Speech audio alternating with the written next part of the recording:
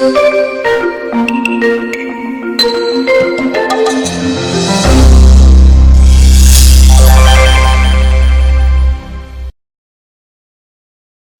Corinthians 6:19-20. Your bodies are temples of the Holy Spirit, who is in you. Therefore, honor God in your bodies. Love your body the Jesus way, as Jesus does. Thank you for our bodies, O God, and thank you for the Spirit of you that resides in us. Nawa, Panginoon, kami po'y lalo niyong paliwanagan, turuan kung paano magiging tapat sa inyo sa pagmamahal at pag-aalaga sa aming mga katawan. Teach us, Father, how glorious this activity is and how glorifying to you that we take care of the temple of the Holy Spirit. Cleanse us, empower us, teach us. In the name of Jesus, your Son, our friend, our Lord, our Savior, we pray with thanksgiving. Laging sinasabing God is love. Jesus is love. But how and what does Jesus love? And how and what does Jesus teach us to love? At isa dyan ang ating katawan.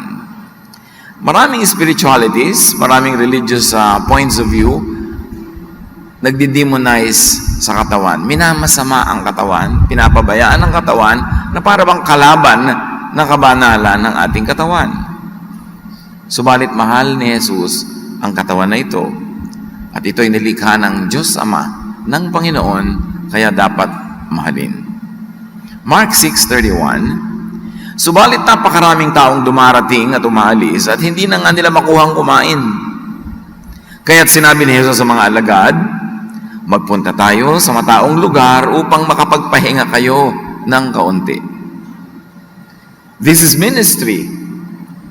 People were being delivered from demonic possession, from diseases, from debilitating illnesses. Ang mga tao ay pinapayuhan, nilalapatan ng kamay, pinapanalangin. Napakahalagang ministry. Pati pa nga kung minsan ang mga patay ay nabubuhay pa. Pero anong sabi ng Panginoong Jesus nung makita niya na pagod na ang kanyang mga alagad, gutom na, hindi na nakakapagpahinga ng sapat, at hindi nakakakain sa oras? Sabi niya, bitawan muna natin ang ating mga paglilingkod, bitawan muna natin ang ating mga ministries na ito, unahin muna nating magpahinga kayo. Siyempre, pahinga dahil pagod, hindi naman yung pagod na kapapahinga, tapos pahinga pa rin. You earn your 7th day of rest with 6 days of work. Pero hindi maganda na 7 days of work. Dapat may pahinga. Kaya sabi ni Jesus, iwan muna natin sila. Panginoon, kailangan nila tayo. Grabe ang pangangailangan nila. Oo nga, pero kailangan nyo ring magpahinga. Itong napaka-iksi at napakasimpleng kwentong ito ay isang bintana na kakadungawan natin sa isang mas malaking mundo ng katotohanan kung paano mahal ni Jesus ang ating mga katawan. Jesus loves your body. So do the same. Unang-una na nakita natin sa maiksing episode na yan, Jesus wants you fed. Siyempre, kung paano niya minahal yung mga alagad, ganoon din ang pagmamahal sa ating mga anak ngayon. Matthew 15:32, tinawag ni Jesus ang kanyang mga alagad at sinabi sa kanila, nahahabag ako sa mga taong ito. 3 araw na ngayong kasama natin sila at wala na silang pagkain. Ayokong paalisin sila ng gutom, baka sila mahilo sa daan. Can you imagine how thoughtful Jesus is? Na hindi lang yung spiritual feeding ang inaasikaso niya, pati yung physical feeding of the people. Napakatagal na nakikinig sa kanyang mga turo, ayaw umalis ng mga tao, ayaw mag-uwian, hanggang ang mga kanya-kanyang baon ay nangaubos na, wala pa rin tumitinag, gusto pa rin makinig, gusto pa rin mapakain sila spiritually, pero ang inatupag naman ni Jesus ngayon at inasikaso, yung sasabihin natin, mas earthly na pangangailangan, the needs of the stomach. Sabi niya, hindi natin sila papaalisin, baka abutan ng hilo sa daan, mga himatay pa yan, kailangan gawa ng paraan, pakainin sila. So Jesus wants you fed, and Jesus wants you fed on time. Matthew 14:15-16, nang dapit hapon ay lumapit sa kanya mga alagad, sinabi nila, malapit na pong lumubog ang araw at liblib ang lugar na ito. Papuntahin na po ninyo sa mga kalapit na nayo ng mga tao upang makabili ng kanilang makakain. Yung mga disciples, gusto na nilang dispatchahin yung mga tao. Kanya-kanya na lang kayo solusyon, gumawa kayo ng paraan, nagugutom kayo. Hindi na sila kailangang umalis. Sabi ni Jesus, bigyan nyo sila ng makakain.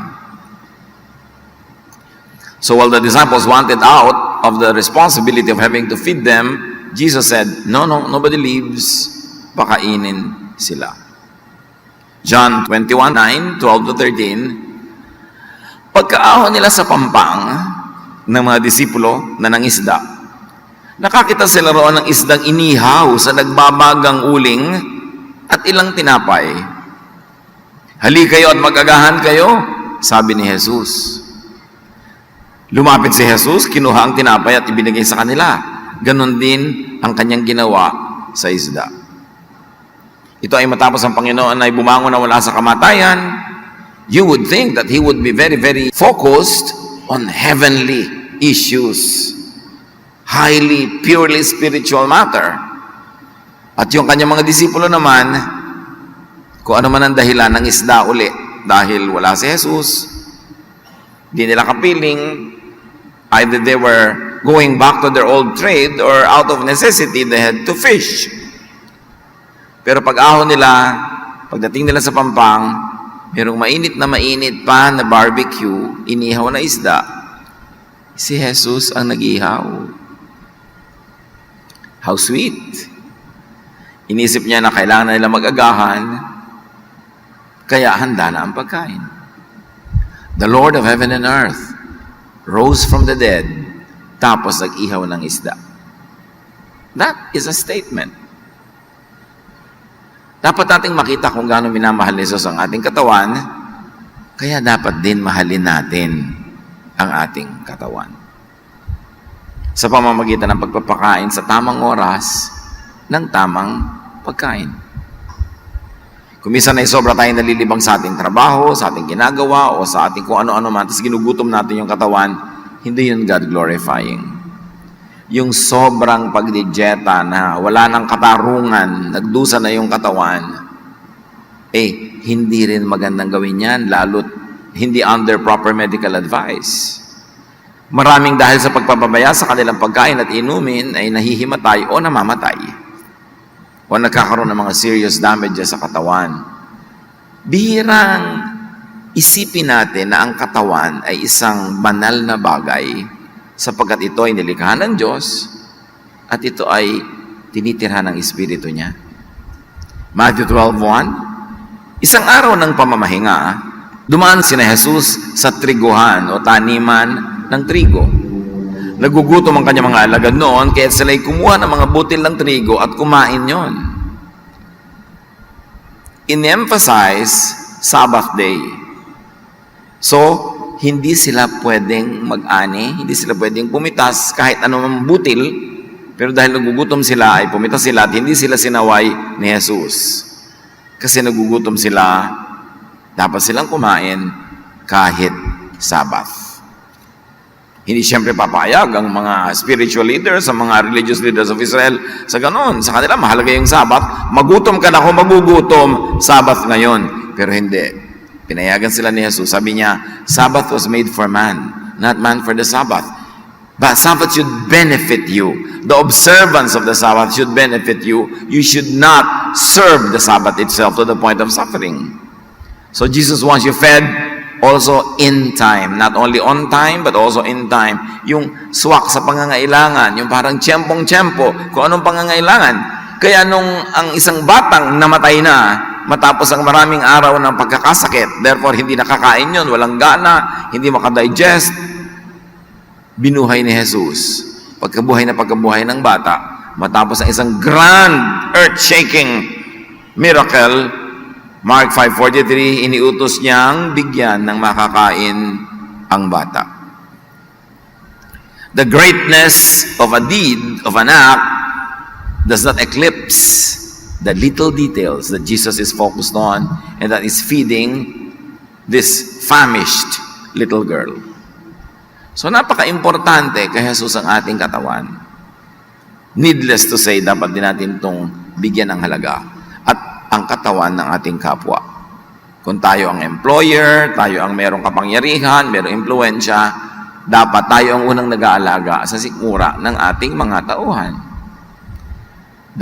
We make sure that they are able to eat on time, eat properly, eat correctly, na hindi ang tingin lang natin sa kanila is spare part ng makinarya for our production. Because this is stewardship. Bawat tao na ibinibigay ng Panginoon under us, under our influence, our power, whatever power that is, corporate power, political power, financial power, ay isang pananagutan natin sa Diyos. So tayo, eat, drink well. If Jesus would take care of that, therefore that is not too small for us to take care of. And Jesus wants you supplied with good food and drink. Not just food, good food. Isang panukatan ng mga kabanalan ng araw ay yung gutumin mo ang sarili mo, mag-ayuno ka na mag-ayuno. Pero napansin ng mga religious leaders ng Israel, si Jesus at ang kanyang mga alagad ay hindi nag-aayunong masyado. Sa katunayan, minsan lang nabanggit na nag-ayuno si Jesus, yung sa temptation. Luke 5:33, may ilang namang nagsabi kay Jesus ng ganito, ang mga alagad ni Juan ay malimit mag-ayuno at manalangin, gayon din ang mga alagad ng mga Pariseo. Subalit ang mga alagad mo ay patuloy sa pagkain at pag-inom.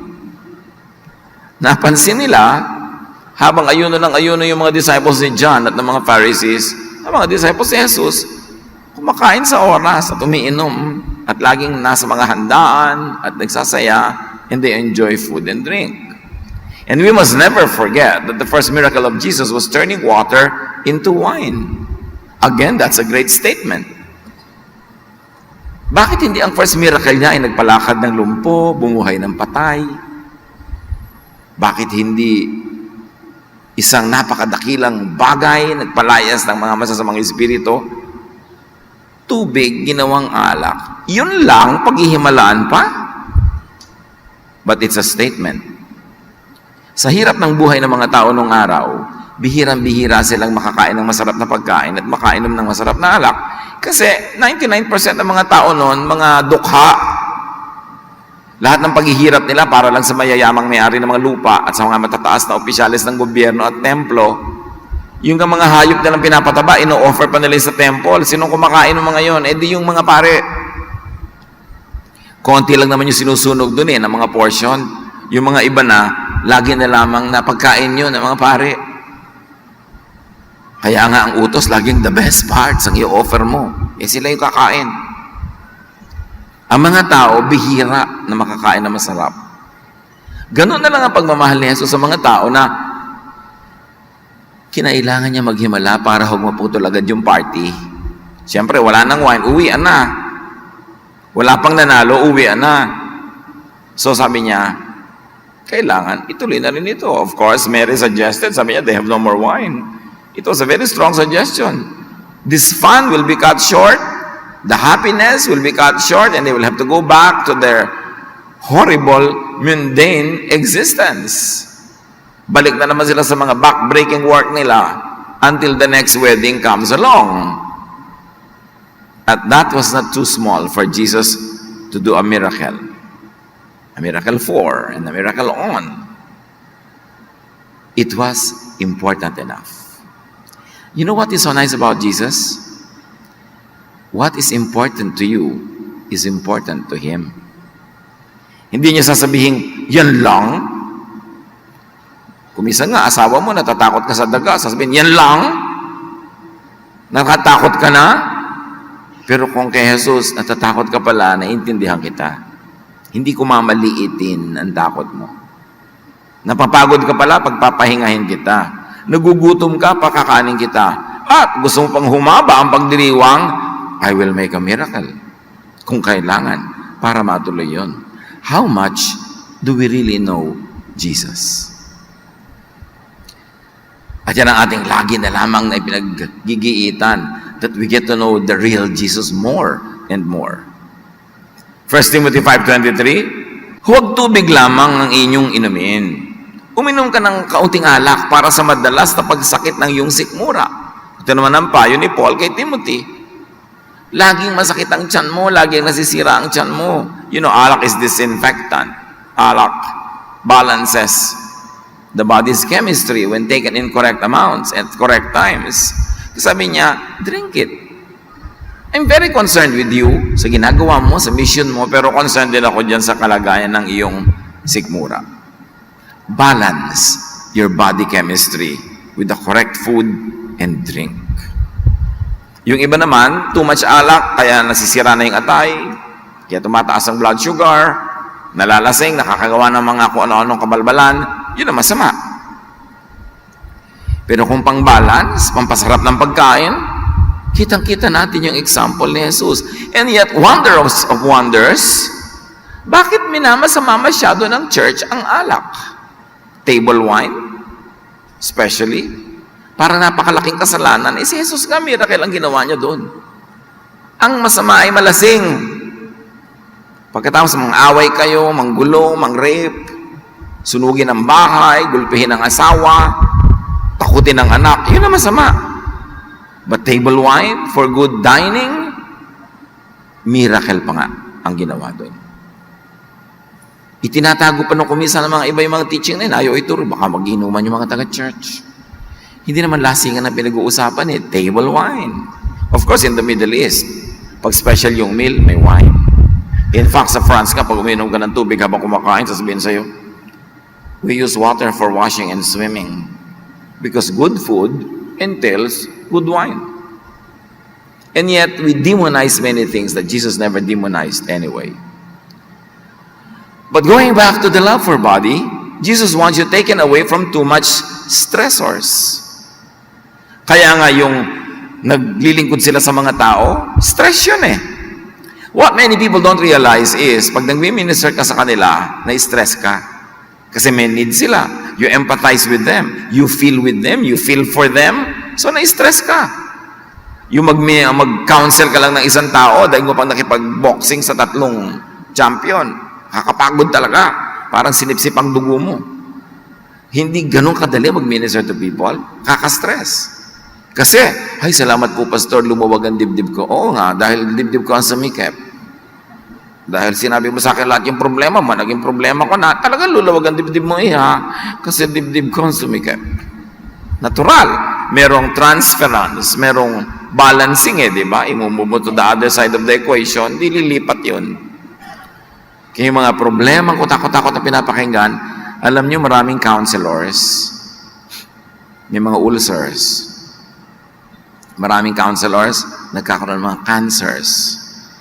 Pagka ina-absorb mo lahat yung mga negativity, negative energy, anger, fear, frustration, at wala kang sapat na pang-balance, activity, way out, naiimbak sa'yo.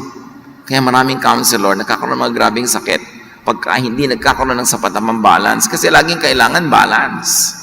Importante yon. So Jesus took away His disciples from the people that they were serving, but nevertheless were stressing the disciples. Kailangan ginagawa din natin yan. Magpahinga mula sa mga stressors, magpahinga mula sa sobrang nakakapagod na mga ginagawa. Whether you enjoy doing it or not, you've got to balance your body.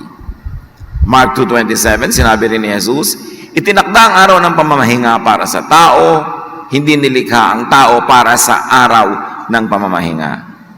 So, hindi nyo boss yung Sabbath, servant nyo yun. Use it as you like it, and if you choose not to use it, it's your option. Hindi obligasyon. Samantalang naging obligasyon na yon sa mga Israelita. And take away, Jesus wants you taken away from too much stressors, even from ministry. Si Jesus nga, yung mga disciples niya, pinagpahinga niya. Ganon din ang mga church workers, ganon din ang mga employees sa mga korporasyon, sa mga secular jobs, kailangan pinagpapahinga. At hindi ko man naglilingkod sa ministry, sa church, wala nang pahingahan, kahit stress na. Kita natin yung example na binigay ni Jesus. Kaya tayo man, bibigyan natin yung ating mga workers ng pahinga. Huwag tayo lagi maging stressor. Pwede naman na hindi na muna tayo magpa-problema sa kanila ngayon. Yung hindi lahat inihingi, lahat tinatanong, lahat nire-require. May mga time that you can be part of the solution instead of being a part of the problem. Because even the servant needs to rest. It is very important. Mark 6:31 to 32. Subalit napakaraming taong dumarating at umaalis at hindi na nila makuhang kumain, tulad ng binasa natin. Kaya sinabi ni Jesus sa mga alagad, magpunta tayo sa hindi mataong lugar upang makapagpahinga kayo ng kaunti. Umalis nga silang sakay ng isang bangka at nagpunta sa isang liblib na lugar.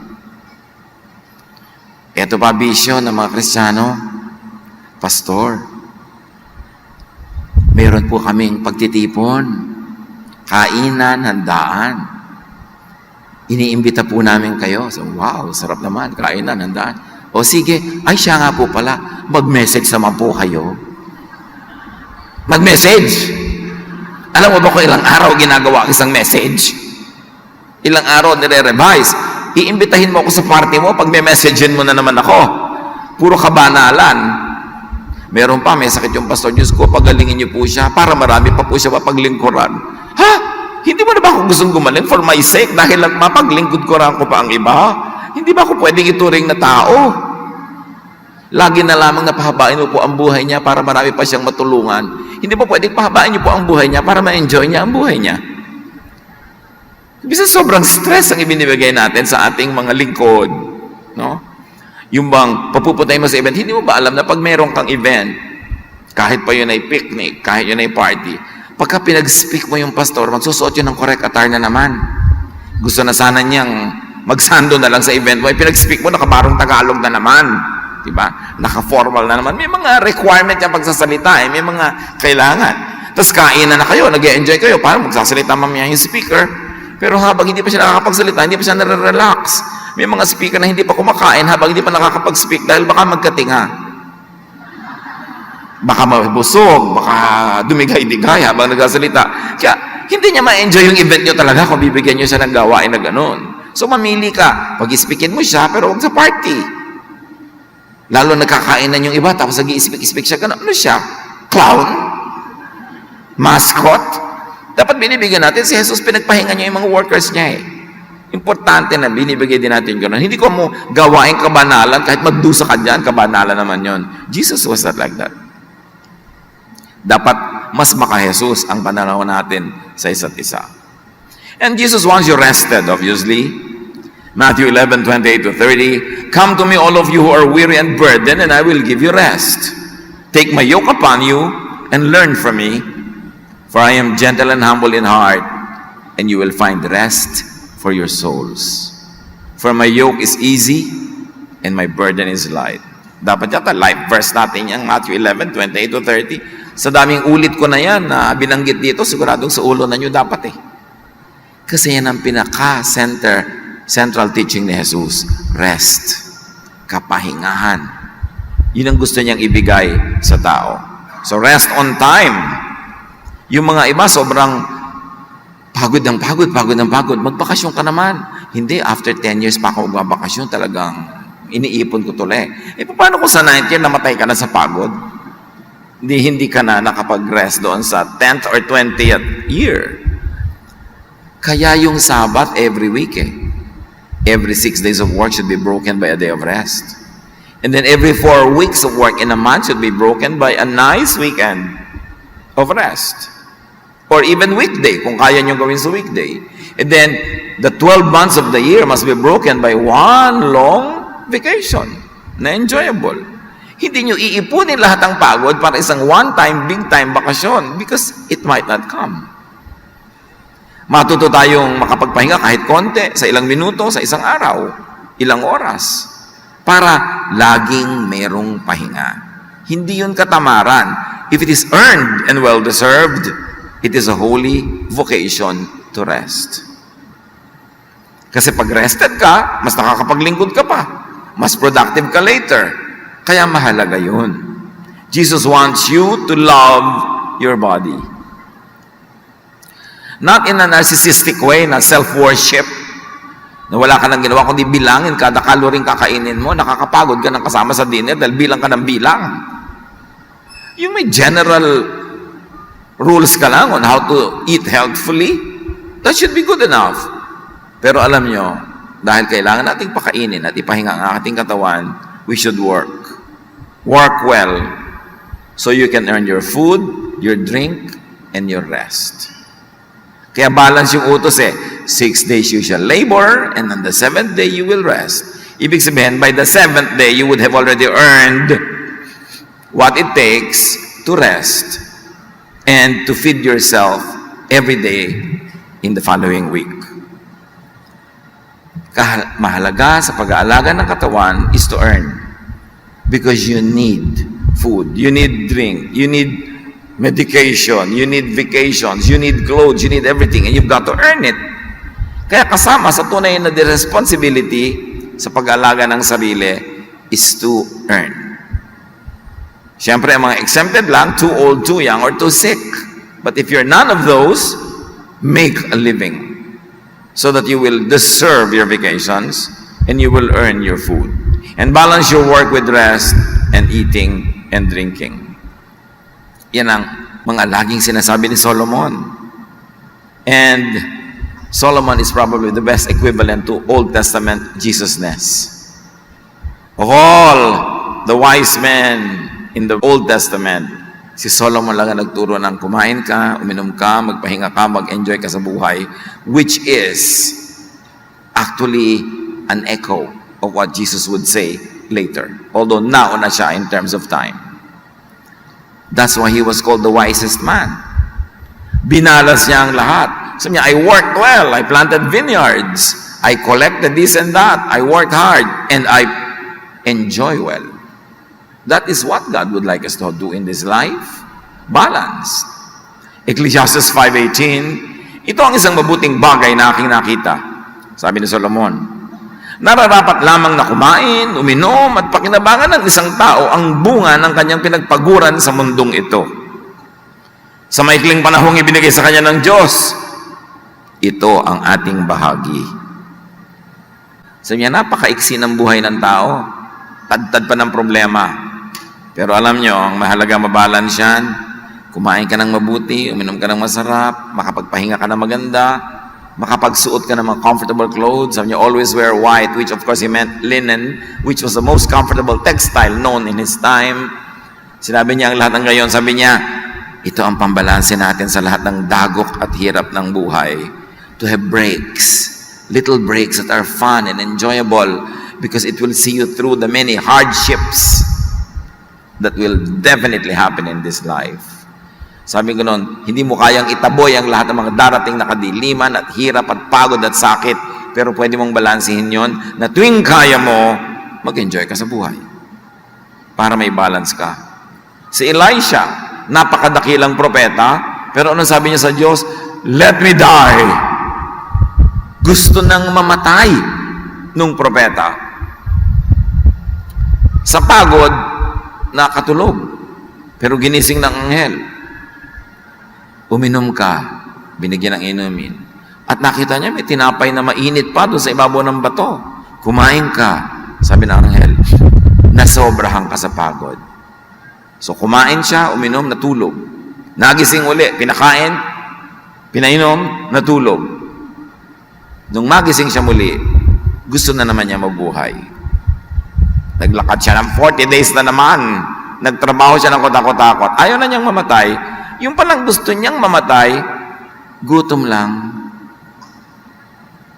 Kaya pagka gusto mong mamatay, gusto mong tumalon sa tulay, gusto mong paipit sa tren, na namatay ka sa tetano ng tren, dahil kinakalawang ang mga tren. Slow death yon. Kasing slow ng tren. So, huwag na lang. Mas mahirapan ka pa.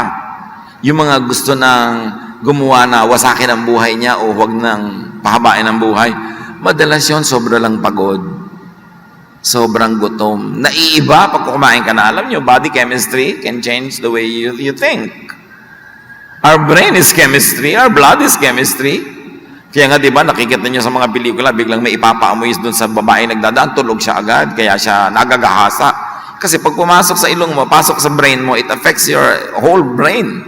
Kaya dapat ang inaamoy mo, yung mga mababango, yung mga magaganda, nakakagising, nakakatulog kung gusto mo magpahinga, may effect yun. Pero ang importante, feed yourself with what your body needs. Kaya mahalaga yung ang naaamoy mo, mahahalimuyak, hindi mababantot. Kaya yung mga tao sa mga lugar na sobrang siksikan, sobrang miserable, awayan ng awayan sa kalit-liit ang bagay. Yung nawawala lang na hairpin, pag-aawayan yon. Kasi magugulong isip kasi ang naaamoy hindi mabango. So, inaamoy mo mabango, inaayos mo ang buhay mo bilang pag-aalaga ng iyong katawan. Because what you see, what you smell, what you touch, what you taste, affects your thinking. Importante. So ask yourself, pagod lang ba ako? Kaya walan ako ng gana sa buhay? Pastor, gusto ko na pong hiwalayan ang asawa ko. Teka, mag-picnic muna kayo, kumain muna kayo, magbakasyon kayo. Nung ginawa ko, gusto pong hiwalay? Hindi na po muna. Kulang lang pala sa saya. Nung nakiliti ng konti, ayaw na uling humiwalay. Kulang lang sa kaligayahan.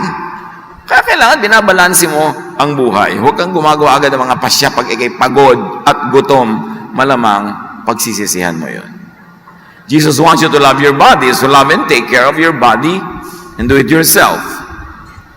2 Corinthians 7:1, alisin natin sa ating sarili ang lahat ng nagpaparumi sa ating katawan at sa ating espiritu. So mga pollutants, toxins, mga pagkain may mga preservatives. Kung yung baka, 7 taon ng patay, nasa loob ng lata, hindi pa nabubulok, may nangyari dyan. Kailan pa namatay ang baka? Bakit hindi pa siya bulok? Katulad kaya siya ng bangkay na pinaglalamayan na ilang araw ng patay ay hindi pa nabubulok? Yes! So pag kinain mo yung karne na may preservative, pumasok sa katawan mo yung preservative.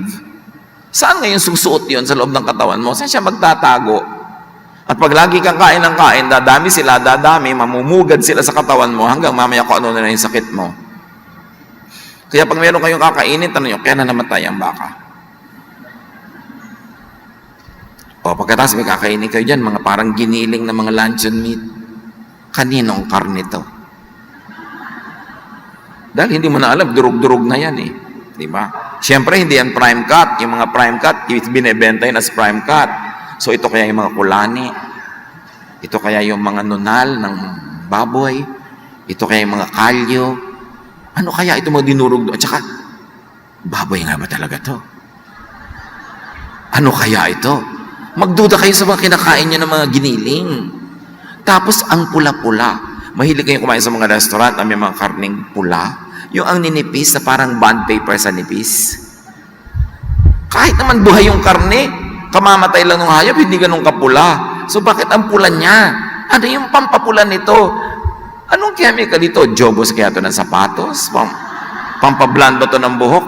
Kakainin ko yan, magtatago yan sa loob ng katawan ko, buti kong lalabas lahat, maiipon. Kaya ang daming sakit ng tao.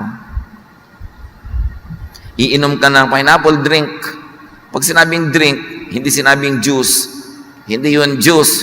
Kaya drink ang tawag. Fake na pineapple yun.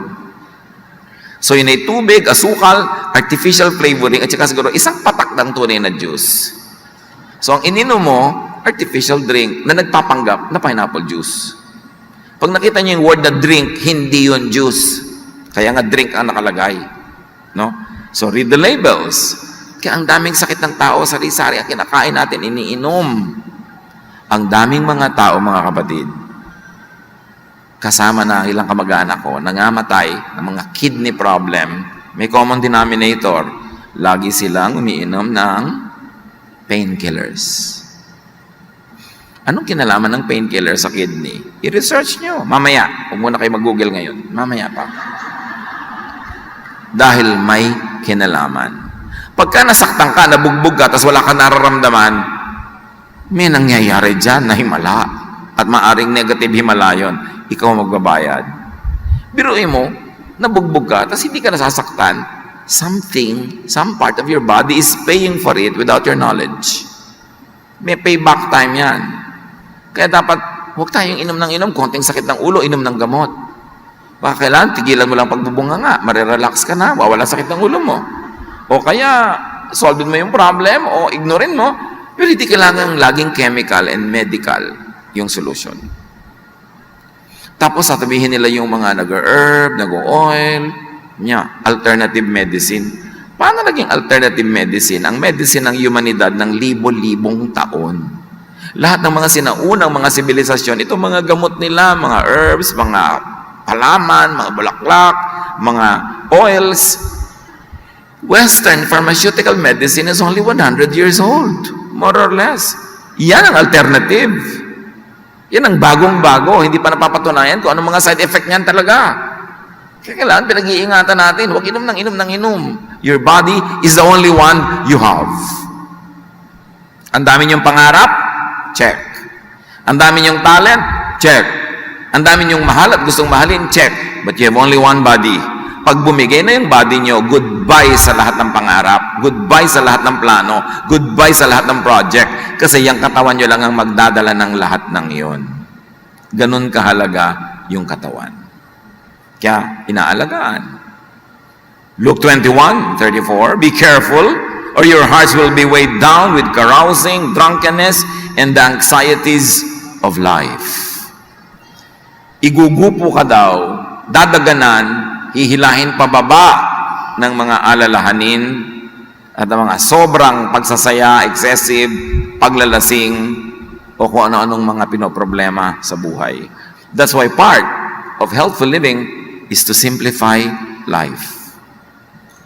Pag simple, less ang problem. Simple rules. Do not spend more than you earn. Or reverse it, earn more than you spend. Because if you spend more than you earn, ang dami mong stress. Kasi you're spending more than you earn. Saan mo kukunin yung kulang? Nanakawin mo? Uutangin mo? Tapos yung utang mo may tubo, lalong lumalaki yung utang mo, may stress ka. Ang lakas tumanda niyan. Simplify. Do not buy what you cannot afford. Live within your means. Yun lang malaking helpful project na para sa buhay. Kasi nakaka-stress yung mas malaki ang gastos kaysa sa kinikita. Pastor, paano po yung walang kita? Di wag kang gumastos. Wala ka palang kita Papagastosin mo yung ate mo. Gusto mo ng cellphone na mahal, wala ka pa namang kita. Kanino mo kukunin yan? Somebody has to pay for it. Simplify. Huwag maging hambog, huwag maging mayabang, huwag makipag-compete sa mga kapitbahay, mga pinsan, mga kamag-anak, kasi may stress ka, and this stress will kill you. It will show in your body. It will show in your face. Simplify. Para helpful ang ating buhay. Ano bang kailangan natin? Konting pagkain, konting inumin. At kung ambisyon mo lang ay pagkain o inumin, hindi ka naman mapaghihirap. Kasi pag nabusog ka, tumitigil ka na. Pag simple lang ang buhay, mas helpful yon. And then let and help others love and take care of their own bodies too. Hindi lang yung katawan mo ang alagaan mo, tutulungan mo rin yung ibang makapag-alaga ng katawan nila. Huwag mo silang abusuhin, huwag mo silang masyadong pagurin, kung pwede naman pagpahingahin mo sila, kahit sila ay nasa ilalim ng iyong kapangyarihan. Kasi lahat tayo ay may pananagutan sa isa't isa. Mahal mo pala yung nanay mo, yung tatay mo, pagpahingahin mo. Kasi pag namatayan sa pagod, magiging ulila ka. Hindi yung kung mo masipag yung isa niyong member ng family, siya na lang lagi, kung magkasakit yung namatay, di na wala na siya doon. Kawawa siya, at kawawa rin kayo. Tulungan. Kung sino ang mas mahirap na trabaho, halimbawa mag-asawa kayo, mahirap yung trabaho niya sa labas ng bahay, may anak kayo, ikaw naman mas maluwag, kaya ikaw ang lalaki, kaya ikaw ang babae, mas mag-alaga ka sa anak mo. Hindi yung hirap na siya galing sa trabaho, siya pag mag-aalaga sa anak pagdating. Tapos ikaw, kung anong pinagkakagawa mo, mga ministry, mga lakad dito, lakad doon. Kung may anak ka man, nanagot ka dapat, mag-alaga ka mabuti, lalo kayong asawa mo ay may trabaho din. Para tumagal ang buhay nyo, para lumawig ang inyong kalusugan, at masaging payapa ang inyong buhay. Hindi excuse, mga kapatid, ang ministry sa church para magpabaya sa inyong mga pananagutan sa inyong bahay. Yung bahay mo, yung pamilya mo, unang ministry mo dapat yon. At correct time management will enable you to do ministries in the church and to do your secular job and to be good in your house. Pero dapat may balance, hindi inubos na ng ministry yung oras mo. Pero doon sa ministry na, ang dami ng daldalan, kwentuhan, pasyal dito, pasyal doon. Tapos yung kawawa mong member ng family, siyang gumagawa lahat sa bahay. Tapos ang excuse mo, I'm serving the Lord. No, that is not how Jesus would want the house to be run. Shared responsibilities dapat yan. Philippians 2:4, pag nalasakitan ninyo ang kapakanan ng iba at hindi lamang ang inyong sarili. Pag malusog ang kapwa mo, malusog ka rin. Kasi pag may nagkasakit na member ng family mo, damay ka rin doon. Either ipapagamot mo yun, aalagaan mo, or mawawala na siya ng support sa'yo. May damay at damay na mangyayari. Kaya nagtutulungan ng mga tao, hindi lang para wag madamay, kundi dahil yun ang loving way. Now, helping others get fed, treated and taken care of, is stopped in Jesus' agenda. Kaya yung sinasabi niya na sa pagdating ng panahon, huhusgahan lahat ng tao, sabi niya doon sa mga iba, hali kayo, nandito ang inyong gantimpala. Gutom ako, pinakain nyo, nakakulong ako, dinalaw nyo, nahihirapan ako, tinulungan nyo ako. Sabi ng mga tao, kailan naman po nangyari yan? Matthew 25:40, sasabihin ng hari, tandaan ninyo, nang gawin ninyo ito sa pinakahamak sa mga kapatid kong ito, sa akin nyo ito ginawa. Lahat ng mabuting ginagawa mo sa kapwa, itinuturing ng Diyos na ginagawa mo sa Kanya. So pag nanglamang ka sa kapwa, nilamangan mo ang Diyos. Pag tinulungan mo ang kapwa, tinulungan mo ang Diyos at gagantimpalaan Kanya. Proverbs 3:27-28, employers, do not withhold good from those to whom is due, when it is in your power to act. Do not say to your neighbor, come back tomorrow, and I'll give it to you when you already have it with you. Sa mga employer na magpapasweldo, sa mga taong tutulong sa kapwa, sabihin ganon, huwag niyong pagkaitan ng tulong na nangangailangan. Baka yung mababawasan lang na comfort ninyo life and death na pala sa Kanya yung halaga. At kung may kailangan ng iyong kapwa, meron ka na, huwag mo na pag-intayin bukas. Alam niyo kung bakit yung iba nagpapabukas pa? May pera naman, humihiram ka, sabihin, bukas na, bumalik ka next week. Kasi pag ngayon din ka nagsabit, ngayon niya binigay, sabi, uy, mapera pala to. Pakidagdagan mo na nga, sister. May abuso na. Kaya yung mga iba, kahit gustong tumulong agad, kukunwari pang, teka muna, maghahanap muna ako, bumalik ka next week. Kasi pagka nakita mo, ang dali-dali pala niyang kumuha doon sa kahon, aabusuhin na. Kaya iba, natutuloy yung gumimik pa. Meron pa nga, pag may umuutang sa kanya, kaibigan, kamag-anak, nahihiya naman siyang maningil, sasabihin niya, teka, wala akong pera ngayon pero ipanghihiram kita. Magkano kailangan mo? Ganun, okay. Kailan ko sasabihin babayaran mo? Pagka nga naman iba yung sasabihan, hindi nakakayang tanongin. Pero kung siya, umuutang sa iyo, sasabihin mo, kailan mo ka babayaran? Magtatampo ka pa. Alam niyo, maraming mga tao tumitigas ang puso dahil maraming abusado. Natututong tumanggi dahil inaabuso. Ang sarap tumulong, ang sarap yung may hinihingi, binigay mo agad kung hindi ka inaabuso. Nabukas, nandyan na naman siya at araw-arawin ka na dahil parang ang dali-dali naman sa'yo magbigay. Meron naman, hindi natitigil ang hingan o utangan. Bakit nga hindi ako tinitigil ang utangan o hingan? Kasi hindi ka dumadaing. Bigay ka ng bigay. Akala nila, ang dali-dali sa'yo. May umutang ka doon, madali lang sa kanya yun. Baliwala sa kanya yun. So yung iba, alam mo, itong ibibigay ko sa'yo, kakainin na namin to kanina Pero ipapahiram ko na muna sa'yo, bukas na kami kakain. May mga drama pang ganun, para huwag naman lagi kang utang ng utang. Kasi pagka yung inuutangan, hindi ipinapakita yung pait at hapdi at sakit na siya nagpapautang. Kung minsan, inaabuso na rin. Let us allow people to be kinder and nicer and more relaxed by not abusing them. Then we create an atmosphere of helpfulness at gagaan ng buhay nating lahat.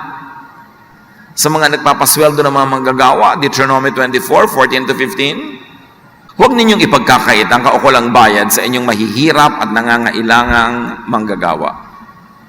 Bago lumubog ang araw, ibigay na ninyo sa kanya ang sweldo niya para sa maghapon, sapagkat yun lamang ang inaasahan niya sa buhay.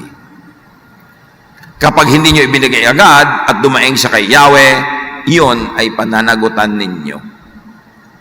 Napakaraming turo sa Old Testament na pag pinadaan mo sa Jesus filter, papasa, pwede pang ituloy, ituro pa lahat. Kasi hindi naman lahat ng laws sa Old Testament ay na-cancel ng love of Jesus kasi unloving. Maraming very loving teachings din. Kaya anong gagawin mo doon? Papadaanin mo sa Jesus filter and you say, this is loving. This will pass by the standards of Jesus. Tuloy, ituro, ipamuhay. Pero yung nagkasalang kapitbahay mo, babatuhin mo hanggang mamatay, kita mo na hindi dadaan yan sa Jesus filter. Si Jesus nga, hindi niya ipinabato yung babae. That's why the Jesus filter is very important. And apply it to loving your body and loving other people's bodies the way the body should be loved. Pass it through the Jesus filter. Importante yung standard ni Jesus sa katawan. Maraming churches, mas mahigpit pa kay Jesus. Kaya, babalik ka kay Jesus. Ano ba sasabihin ni Jesus pag ganyan? Anong ipapagawa niya? Mahalin ang katawan. As we have said, it's the only one you have. Huwag masamain, huwag i-demonize ang katawan. Diyos ang may likha niyan. Alam nyo, kahit first century Christianity, laging dinidemonize yung body, yung appetites, yung mga desires, yung mga natural lang na inilagay ng Creator doon. Kasi nung first century, very prevalent ang Greek thought in that part of the world. The Greek thought that promoted hatred for the body, for the physical, and glorification only of the spiritual. But that was not a Jesus teaching. It influenced the Christian church. So hindi lahat ng itinuturo ng Christian church sa nakaraang 2,000 years ay sang-ayon sa katuruan ni Jesus. Kaya dapat ding salain kay Jesus yung 2,000 years of Christian tradition. Marami din doon hindi papasa kasi hindi sang-ayon sa love of Jesus. Na-invento lang ng mga tao. Siguro kailangan nila ng panahon nila ng sobrang control, sobrang ganong policy, pero hindi yung universal teaching of Jesus. What do you do with all the teachings of the Old Testament? Salain kay Jesus. What do you do with all the teachings of the New Testament and 2,000 years of Christianity? Salain pa rin kay Jesus because Jesus is the standard. Jesus is the way, the truth, the life. In the name of Jesus, every knee will bow, every teaching will bow, every doctrine will bow in heaven, on earth, and under the earth. Kaya mahalaga to put Jesus back into the equation kasi madalas siya yung nawawala. Ang nagiging bunga, nagiging unloving tayo to others, to their bodies, and even to our own bodies. Importante. Why are you still in your body? Because God wants you to be still there. So while you're still in the body, not yet in heaven, then take care of your body. Be thankful for your body. Celebrate what is good about your body. Heaven can wait. Eternity is eternal. It is forever. You have only a few decades of life on this earth. Yung walang hanggan yon. Huwag ka munang pumunta doon dahil nandito ka pa. Sayang yung oras mo dito. Kasi limitado ang oras dito. May itinakda ang Panginoon na panahon at sa panahon na yon, may mga dapat maganap. Hindi yun magaganap kung tayo'y namamatay sa gutom. Hindi yun magaganap kung tayo'y laging nagpapabaya sa sarili o may sakit o kaya ay puro stress. We've got to set ourselves free from those complexities, live simple lives that are affordable so we can focus on what yet is to be focused on in life. Enjoy life because it's a gift from God. It is not a problem to be solved. It is a gift to be enjoyed. And it is part of the divine will. Kung ayaw ng Lord na meron tayong lupang katawan, ba't pa tayo binigyan? Kung ayaw niya na nabubuhay tayo dito, dapat kunin na tayong lahat. You have a mission. You have a purpose for being here. Do that well. But for you to do that well, you've got to take care of that body. Because it's the only house of the Spirit. It is the only base from which all your dreams can come home and rest and develop and grow. Take care of that body. It is a holy vocation to do so. Dear Lord, thank you for our bodies. And Lord Jesus, thank you that you love our bodies, as can be seen in the many stories in the Bible. Turuan mo kami na alisin sa isip namin yung Greek hatred for what is physical, but allow us, Lord, to have a balanced look at our bodies because you created this. At nawa sa aming pag-aalaga sa aming katawan ay huwag naming maabuso naman at maagawan ng iba, kundi alagaan din namin sila. At sa pag-aalagaan namin sa isa't isa, matamasa namin ang buhay na ninanais mo para sa amin. Lalo sa mga pamilya, sa mga magkakaibigan, magkakasama sa trabaho, na buhol-buhol, magkakahalo ang buhay. Pagbulay-bulayan natin ang mga ito, mga kapatid. Madalas, napapabayaan natin yung physical aspect of our spirituality. Puro iniisip lang natin yung walang hanggan, yung espiritu. But our body is part of our personhood. It is from God. It is a holy temple. And it is God's gift for us to enjoy physical life. Lord, teach us. Sa bawat isang narito ngayon, bigyan niyo kami ng very personal understanding and application para ang mga ito'y maipamuhay namin. Spend some quiet time with the Lord. Ponder how to love your body more and how to love other people's bodies correctly.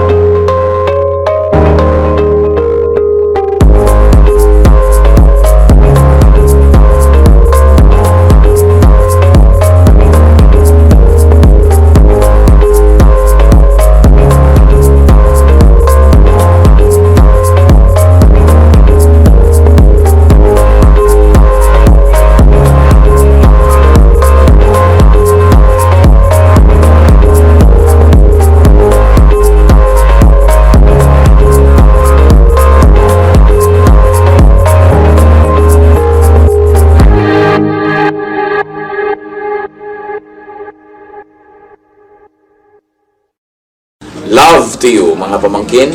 Dito tayo mag-aral ng salita ng Diyos. Dito tayo mag-aral ng mga practical na bagay, magdalanginan para sa isa't isa, makinig ng mga mensahe, at dito tayo magsasama-sama spiritually sa ating official Ed Lapis YouTube channel na ang address ay Sabi ni Kuya Ed.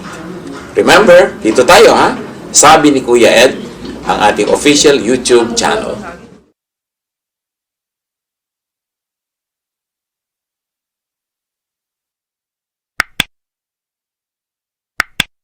Do not forget to subscribe. Click the subscribe button and ring the bell for notification. Like, comment, and share our official YouTube channel. Visit Ed Lapis website for daily devotion, audio podcast, latest video message, send your prayer request, subscribe to mailing list and more. Visit edlapis.com.